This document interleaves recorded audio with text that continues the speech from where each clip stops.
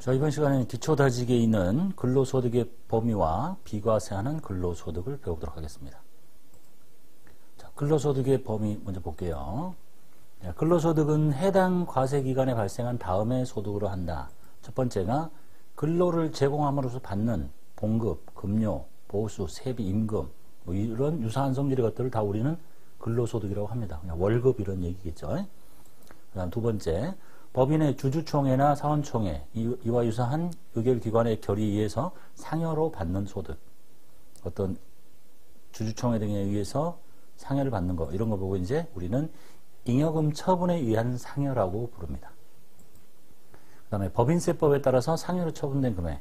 그러니까 법인세법을 우리가 배우진 않았지만 법인 세무조정으로 통해서 저 사람한테 상여로 귀속된 걸로 보겠다라고 하는 것도 근로소득이다. 그걸 보고 우리는 인정상여라고 부릅니다. 그 다음에 퇴직함으로써 받는 소득이면 퇴직소득일 텐데 퇴직소득에 속하지 아니하는 소득을 우리는 근로소득에 다 합산한다라고 보시면 되겠습니다. 이거는 실기하고는 별로 상관없고 그냥 이론 시험에서 나오면 자주 등장하는 게 잉여금 처분에 의한 상여, 그 다음에 인정상여, 그 다음에 뭐 이거는 다 누구나 맞출 수 있는 거겠죠. 이 정도가 근로소득의 범위가 되겠습니다. 비과세하는 근로소득을 보겠습니다. 먼저 실기에서 급여 입력할 때 과세 비과세를 선택하려면 이걸 암기하고 계셔야 되니까 첫 번째가 실비 변상적인 거, 실제로 지급된 비용을 갚아주는 정도 성질의 돈을 주더라, 이런 것은 비과세하겠다라는 얘기입니다. 첫 번째, 일직, 숙직을 하고 실제 사용한 정도의 금액, 뭐 하루 일찍 하면 뭐 다음날 목욕탕 갖고 밥 먹고 이렇게 하라고 하는 돈. 그래서 일직 숙직료 요거 하나 기억하시고요. 그 다음 제일 중요한 거는 종업원이 소유하거나 본인 명의로 임차한 차량을, 그러니까 종업원이 갖고 있는 차 또는 종업원이 자기 명의로 임차한 차량을 종업원이 직접 운전하면서 사용자의 업무 수행에 이용을 합니다. 회사 일에 쓴다는 얘기죠. 그리고 실제 소요된 여비를 지급받는 대신에, 그러니까 돈 안 받고 그 실제 여비를 지급받는 대신에 그 소요 경비를 당해 회사의 규칙 등에 의해서 지급받는데 얼마까지? 월 20만 원 이내의 금액은 비과세 시켜주겠다. 그러니까 실제 여비를 받으면 안 되는 거예요. 본인 명의의 차가 아니면 안 되는 거예요. 회사 차를 끌고 다니면서 하면 안 된다는 얘기예요. 우리가 이걸 이제 줄여서 자가운전 보조금이라고 합니다. 이거 비과세다. 이렇게. 그 다음에 더 중요한 거는 비과세 중에서 실비 변상적인 성질의 급여라는 것이 중요해요. 뒤에 실기에서 또 만나게 돼요. 그 다음에 나머지는 이제 우리하고 좀 상관없는 거. 일정한 학교의 교원이나 연구활동에 직접 종사하는 자 등이 받는 연구보조비. 뭐 학교 선생님들이라는 얘기겠죠. 그 다음에 방송, 뉴스통신, 뭐 이런 기자들이 받는 취재수당, 시험과 무관하고, 그 다음에 벽지에 근무함으로써 받는 월 20만 원 이내의 벽지수당, 이런 것 등이 있다. 그리고 법령, 조례에 의해서 제복을 착용해야 하는 자가 받는 옷, 모자, 이런 것들. 그 다음에 병원이나 실험실 이렇게 특수한 작업이나 영문에 종사하는 자가 작업복이나 그 직장에서만 착용하는 피복, 이런 것들은 다 비과세하는 급여다라는 얘기입니다. 우리 시험과 관련해서 나머지가 많이 있긴 한데 다 생략한 거고, 우리 시험에서는 요 2번만 잘 기억하시면 되겠죠. 본인 명의의 차량, 그 다음에 여비 받는 대신에 받는 20만 원이 실비변상적인 성질의 급여고, 조금 더 어렵게 나오는 여기 일직 숙직료도 실비변상적인 성질의 급여다라는 것까지만 기억하시면 되겠습니다. 두 번째, 국외근로소득, 비과세하는 국외근로소득. 그 외국에서, 여기서는 북한도 포함하네요. 북한을 외국이라고 보고 있습니다. 거기서 일하고 받는 보수 중에 월 100만 원. 그런데 이제 국외근로 제공 중에 원양어업 선박이나 원양어선, 그 다음에 국외를 항행하는 선박 또는 항공기, 뭐 대한항공 외국으로 이렇게 돌아다니는 것도 포함시켜 주겠다. 그래서 국외나 이런 데서 하는 것이 100만 원인데 비과세하는 근로소득이, 근데 여기 원양어업 선박 이런 것들은 월 500만 원을 비과세하는 근로소득으로 보겠다라는 얘기입니다. 그다음에 참고로 뭐 공무원, 대한무역투자진흥공사 뭐 이러한 데서 일하는 사람이 국내에서 근무할 경우에 지급받을 금액 상당액을 초과해서 받더라. 그러면 이것도 국외 근로소득으로 보고 비과세 해주겠다라는 내용이 있네요. 별로 중요하지 않습니다. 그 다음에 실기에서 중요한 게 식사 또는 월 20만 원 이하의 식사 때, 그러니까 음식물을 제공받는 거, 식사, 이건 금액에 제한이 없고 음식물을 제공받지 않으면 20만 원까지. 근로자가 사내 급식이나 이와 유사한 방법으로 제공받는 식사 기타 음식물 또는 그렇지 않다면 근로자가 받는 월 20만 원 이하의 식사 때, 그런데 이 경우에는 이 근로자가 음식물을 제공받지 아니하는 경우에 한정하는 겁니다. 음식물을 제공받았는데 돈을 같이 받으면 이 돈은 다 과세가 되는 겁니다.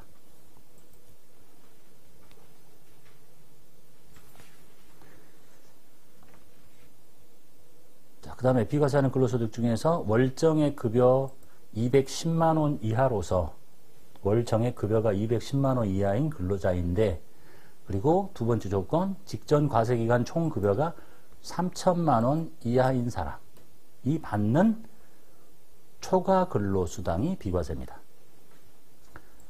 자, 내용물 볼게요. 어떤 업종인지 보면 주로 공장에서 근로를 제공하는 생산 및 관련 종사자, 여기서 말하는 건 사무직이 아니라 육체적인 노동을 하는 사람, 그리고 업종이 여러 가지가 있죠. 다 아실 필요 없고 일단 공장에서 근로하는 사람이구나. 그리고 뭐 여러 가지가 많이 있고, 그런 사람들은 비과세 대상 소득이 뭐냐, 그 사람의 연장시간 근로, 야간 근로, 이게 지금 업종에 제한이 있다는 얘기예요. 저 요건이 충족이 되는데 어디서 일을 하느냐, 그러면 그 명목으로 받는 연장시간 근로, 야간 근로 또는 이런 것들은 다 비과세 하겠는데 한도가 연 240만 원까지만 한도로 비과세 해주겠다라는 얘기입니다. 그 다음에 광산이나 광산 근로자, 이런 근로자는 이런 명목으로 받는 건데 해당 금액 전액을 다 비과세 시키겠다. 그리고 어선에서 일하는 승무원, 이런 것들은 선원법에 의해서 받는 생산수당인데 연 240, 결국은 둘 다 240이고 업종은 이렇게 있더라 라는 정도만 봐두시면 됩니다. 그리고 이제 더 중요한 거는 저 월정액 급여 210만 원을 어떻게 계산하느냐가 중요해요. 자, 말뜻은 월 정액으로 동일한 금액을 받는다는 거잖아요. 월 정액 급여를 계산하는 식을 보면, 자, 매월 받는 봉급, 급여, 보수, 이게 월급이잖아. 매달 월급을 받아. 예를 들면 매달 200만 원씩 받아요.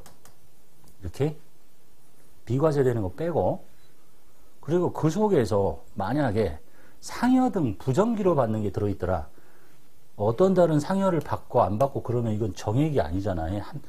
뭐 상여금이 6개월 만에 한 번씩 나오면 갑자기 그때는 월정액에 포함시키면 그때는 금액이 커지니까 부정기적으로 받는 건 빼자는 얘기야.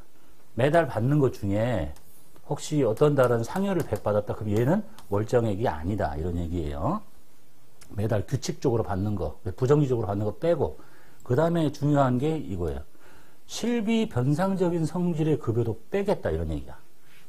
월정액 급여에 포함시켜주지 않은 것은 좋은 거예요. 왜냐하면 월정액 급여가 커지면 비과세를 못 받으니까. 그래서 실비 변상적인 성질의 급여 중에서 방금 봤던 일숙직비하고 자가운전 보조금이 실비 변상적인 성질의 급여입니다. 조심하실 것은 식대 20만 원은 실비 변상이 아니에요. 그거 조심하셔야 돼. 그래서 자가운전 보조금이고, 그 다음에 뭐 중요하지 않은 복리후생직 성질의 급여도 빼주겠다. 우리가 흔히 볼 수 없습니다. 복리후생직 급여는 뭐 직원이 집을 사는데 뭐 저금리로 뭐 대출을 해준다든지 뭐 이런 성질의 것들, 이게 월정액 급여예요. 되셨죠? 그러니까 매달 받는데 상여가 한 번 딱 붙었다. 그럼 걔를 빼라. 그리고 매달 받는 급여 중에서 뭘 빼라? 자가운전 보조금은 뺀다. 그래서 우리가 실기에서 정기, 부정기라는 걸 선택할 거예요. 그래서 그 정기라는 것은 무엇이고 부정기라는 것은 무엇을 뜻하느냐? 월 정액 급여를 계산할 때 빼야 될 거, 그것을 부정기라고 합니다.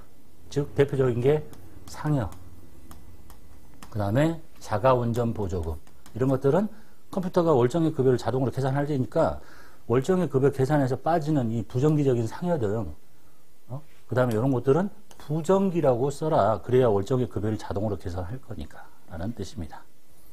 실기 가서 만나게 됩니다. 그래서 실비변상적인 성질의 급여 중에 요거 잘 기억하시고, 요거는 뭐 나온 일은 별로 없는데, 그 다음에 상여 있고, 자, 그 다음에 저렇게 해서 이제 월정액 급여를 계산하는 식을 받고, 월정액 급여를 계산을 해봐야 되는데, 어떻게 계산하느냐?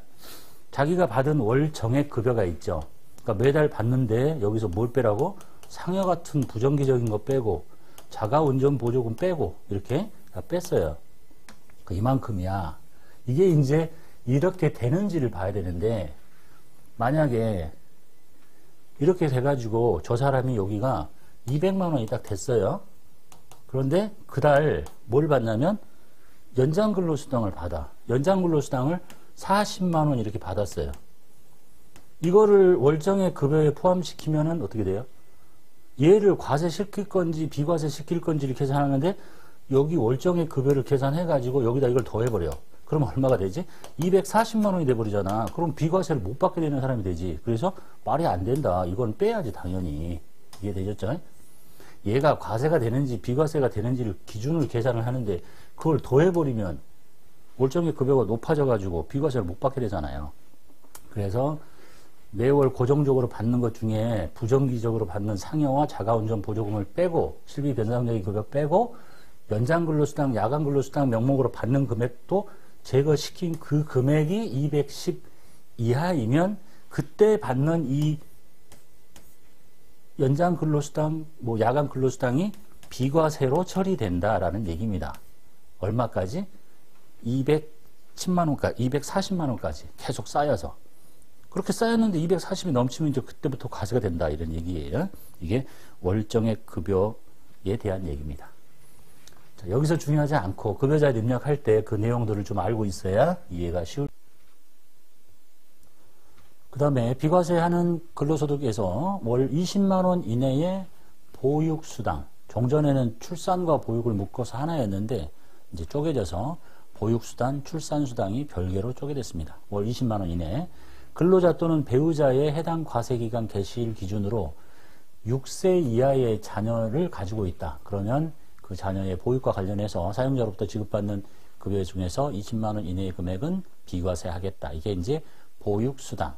종전에는 출산보육 묶어서 하나였는데, 그리고 이제 새로 생긴 게 출산지원금이라는 게 있습니다. 자, 근로자 또는 배우자의 출산. 근로자가 여자이면 자기가 낳을 수도 있고, 남자이면 배우자가 낳을 수도 있죠. 출산과 관련해서 자녀의 출생일 이후 2년 이내에 낳고 2년 이내에 사용자로부터 최대 2차례에 걸쳐서 뭐 한 번만 줄 수도 있고 2년 이내에 2번 나눠서 줄 수도 있고 그러면 전액 비과세 하겠다는 얘기입니다. 출산과 관련해서 요즘 기업에서 이제 출산지원금 많이 나오니까 과세를 시키면 그 실익이 좀 떨어지잖아요. 효용성이. 그래서 이제 비과세, 전액 비과세 하겠다. 2차례에 걸쳐서 2년 이내에. 그리고 이제 마지막에 기타 비과세하는 근로소득. 중요한 내용 아닌데 그냥 교재에 몇 가지 써드렸으니까 초중고 교육법, 중고등교육법에 의한 학교와 근로자 직업능력 개발법에 의한 직업훈련 학교의 입학금, 수업료, 수강료, 기타 공납금 중에 일부 일정한 요건을 갖춘 학자금은 비과세하겠다. 그 다음에 고용보험법에 의해서 받는 실업급여, 육아휴직급여, 산전휴가급여, 그 다음에 국민건강보험법 등에 의한 사용자가 부담하는 부담금, 즉 회사가 내주는 거에 산재보험 따른 요양급여, 휴업급여 이런 거를 받는데 세금을 매기면 되겠어요? 그런 것들이 있다는 정도만 봐두시면 되겠습니다.